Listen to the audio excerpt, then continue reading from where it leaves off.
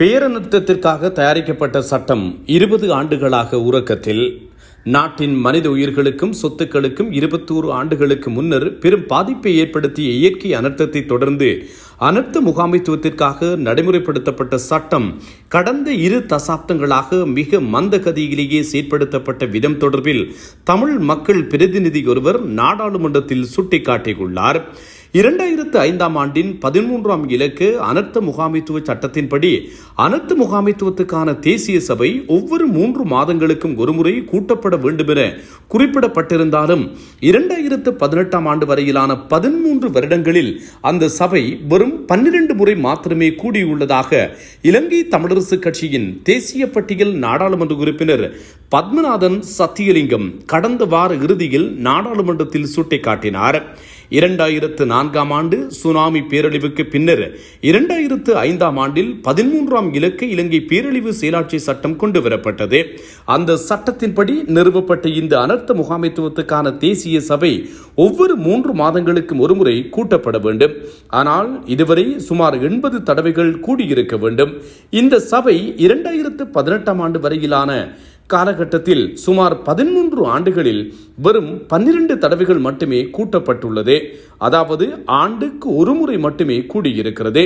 புதிய அரசாங்கம் கடந்த ஆகஸ்ட் மாதம் முதன்முறையாக இந்த சபையை கூட்டும் வரை கடந்த 7 ஆண்டுகளாக அது ஒரு முறை கூட கூட்டப்பட்டிருக்கவில்லை என்பதையும் பத்மநாதன் சத்தியலிங்கம் சுட்டிக்காட்டினார். டிசம்பர் 15ஆம் தேதியன்று ஜனாதிபதி ஊடகப் பிரிவு வெளியிட்டுள்ள அறிக்கையில் அனர்த்த முகாமைத்துவத்துக்கான தேசிய சபையின் 16வது கூட்டம் ஜனாதிபதி அனுரகுமார திசாநாயக்க தலைமையில் ஜனாதிபதி செயலகத்தில் அன்றைய தினம் முற்பகல் வேளையில் நடைபெற்றதாக தெரிவிக்கப்பட்டுள்ளது. தேசிய அனர்த்த முகாமைத்துவத்துக்கான ஒருங்கிணைந்த பொறிமுறையை தயாரித்தல் மற்றும் 2005ஆம் ஆண்டின் 13ஆம் இலக்கு அனர்த்த முகாமைத்துவ சட்டத்தை திருத்துவதற்கான ஆவணங்களை சமர்ப்பித்தல் ஆகிய நிகழ்வுகள் அங்கு இடம்பெற்றதாக குறித்த ஊடகப் பிரிவு அறிவித்திருந்தது. அனர்த்த முகாமைத்துவத்துக்கான தேசிய சபை 7 ஆண்டுகளுக்கு பிறகு கடந்த ஆகஸ்ட் 7ஆம் தேதி ஜனாதிபதி தலைமையில் கூடியதுடன் அவசர அனர்த்த நிலைமையை கருத்தில் கொண்டு நவம்பர் 27ஆம் தேதி இரவு மீண்டும் கூடியது. டிட்வா புயலுக்கு பின்னர் மக்களின் இயல்பு வாழ்க்கையை வளமைக்கு கொண்டு வருவதற்கு தேவையான கொள்கை ரீதியான தீர்மானங்களை எடுப்பதற்காகவும் நிறுவன வழிகாட்டல்களை வழங்குவதற்காகவும் இன்று ஜனாதிபதி தலைமையில் மீண்டும் கூடியது என அந்த அறிக்கையில் மேலும் தெரிவிக்கப்பட்டுள்ளது. நாடு ஒரு அனர்த்த நிலைமையை எதிர்கொண்டாலும் இல்லாவிட்டாலும் அதற்காக தயாராக இருப்பதன் முக்கியத்துவத்தை நாடாளுமன்ற உறுப்பினர் மருத்துவர் பத்மநாதன் சத்தியலிங்கம் டிசம்பர் 18ஆம் தேதியன்று நாடாளுமன்றத்தில் வலியுறுத்தினார். சட்டத்தின்படி இது 3 மாதங்களுக்கு ஒருமுறை கூட வேண்டும். அப்படியானால் அனர்த்தம் ஏற்பட்டாலும் ஏற்படாவிட்டாலும் 11வது நவம்பர் 2025 மாதமாகும் போது இந்த சபை கூடியிருக்க வேண்டும். ஆனால் அது நடக்கவில்லை. நான் கூற வருவது என்னவென்றால் அனர்த்தம் இருக்கிறதா இல்லையா என்பது பிரச்சனை இல்லை. பாதிப்பை குறைத்தல், தயார் நிலை, துரித பதில் நடவடிக்கை மற்றும் மறுசீரமைப்பு ஆகிய விடயங்களில் நாம் எவ்வளவு தூரம் தயாராக இருக்கிறோம் என்பதே முக்கியமாகும். இதுவரை அனர்த்த அபாயத்தை குறைப்பதற்கான முறையான வேலை திட்டம் நடைமுறைப்படுத்தப்படாதது குறித்து அவர் கேள்வி எழுப்பினார்.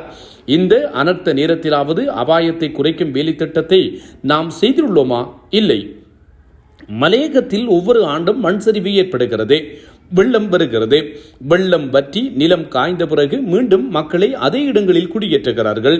இன்று அதன் விளைவாக மது உறவினர்கள் மக்கள் எத்தனை பேர் உயிரிழந்துள்ளனர்? அனர்த்த முகாமைத்துவத்துக்காக அரசு அதிகாரிகள் முறையாக நியமிக்கப்படாமை குறித்தும் அவர் பின்வருமாறு நாடாளுமன்றத்தில் தெளிவுபடுத்தினார். இந்த தடவை ஏற்பட்ட அழிவின் போதும் தயார் நிலை என்பது உண்மையிலேயே இருக்கவில்லை அல்லது மிக குறைந்த மட்டத்திலேயே இருந்தது. இந்த அனர்த்த முகாமைத்துவ பிரிவை பாருங்கள். அவர்களுக்கு வேலை செய்ய முடியாத நிலை காணப்படுகிறது. பாரிய ஊழியர் தட்டுப்பாடு நிலவுகிறது. வெற்றிடங்கள் நிரப்பப்படவில்லை. ஒவ்வொரு மாகாணத்துக்கும் பிரதி பணிப்பாளர் அனர்த்த முகாமைத்துவம் என்கின்ற பெயரில் ஒரு அதிகாரி இருக்க வேண்டும். ஆனால் எந்த மாகாணத்தில் அவர் இருக்கிறார்? ஒரு மாகாணத்திலும் இல்லை. ஒவ்வொரு பிரதேச செயலக பிரிவிலும் ஒரு அனர்த்த முகாமைத்துவ உத்தியோகத்தர் இருக்க வேண்டும். ஆனால் அங்கும் இல்லை. முழு மாவட்டத்துக்கும் ஒரே ஒரு உத்தியோகத்தரே இருக்கிறார்கள் என்று சொல்லியும் சத்தியலிங்கம் நாடாளுமன்றத்தில் சுட்டிக்காட்டினார். அரசாங்கம் இது தொடர்பில் ஆயத்தத்தோடு இருக்கவில்லை என்றும் பேர் அனர்த்தத்திற்காக தயாரிக்கப்பட்ட சட்டம் 20 ஆண்டுகளாக உறக்கத்தில் இருந்த நிலையால் ஏற்பட்ட பாரிய அழிவாகவும் இதனை கருதுவதாகவும் அவருடைய உரையில் கோடிட்டு காட்டப்பட்டுள்ளமை குறிப்பிடத்தக்கது. ஆகவே அரசாங்கம் துரித நடவடிக்கைகளை எடுத்து உரிய அதிகாரிகள் ஒவ்வொரு பிரதேச செயலகங்களுக்கும் நியமிக்கப்பட வேண்டியது காலத்தின் கட்டாயமாகிறது. இதனை வைத்துக்கொண்டு இனி வருகின்ற நாட்களில் இவ்வாறான பேர் அனர்த்தங்களை எதிர்கொள்வதற்கு நாடும் நாமும் தயாராக இருக்க வேண்டும் என்பது எல்லோரதும் ஆசையாகிறது.